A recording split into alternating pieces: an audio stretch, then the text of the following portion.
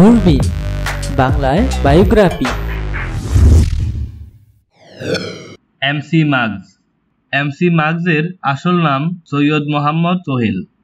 তিনি মাস্টার মাগজ নামেও পরিচিত। একজন বাংলাদেশি র্যাপার, গীতিকার এবং রেকর্ড প্রযোজক। তিনি বাংলাদেশের অগ্রগামী র্যাপারদের একজন এবং তার র্যাপিং এবং গান লেখার অনন্য শৈলীর জন্য পরিচিত।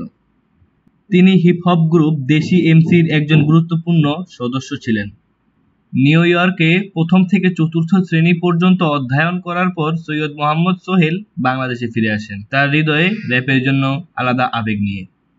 পূর্বের অজানা নৈপুণ্যের সাথে তার লোকেদের অভ্যস্ত করার লক্ষ্যে ছেলেটি বছরের পর বছর ধরে নিজেকে নতুন করে উদ্ভাবন করে এবং এমসি মাগজ হয়ে ওঠে এবং বাংলাদেশের ইতিহাসের সবচেয়ে বড় দুটি র্যাপ ক্রুর অংশ হয়ে যায়, দেশি এমসি এবং জালালি সেট। তার প্রথম অ্যালবাম প্রকাশের দ্বার প্রান্তে আমরা অগ্রগামীর সাথে নিজেকে ধরি। মাগজের জন্ম ও বেড়ে ওঠা বাংলাদেশের পুরান ঢাকায়। তিনি 2000-এর দশকে গোড়ার দিকে র্যাপিং শুরু করেন।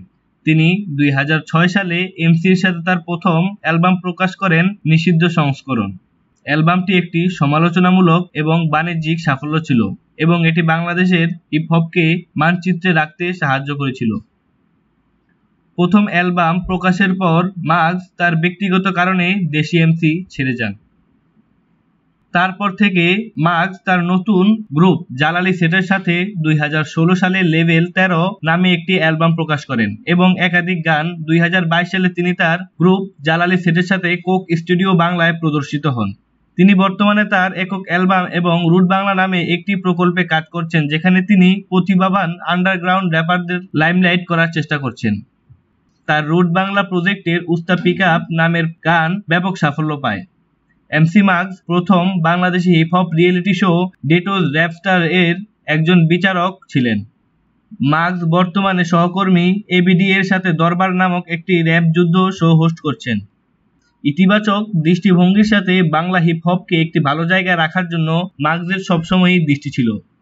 তিনি হিপ হপ সম্প্রদায়ের একজন সম্মানিত ব্যক্তিত্ব এবং বাংলা হিপ হপে তার ইতিবাচক বার্তা এবং অবদানের জন্য অত্যন্ত পরিচিত।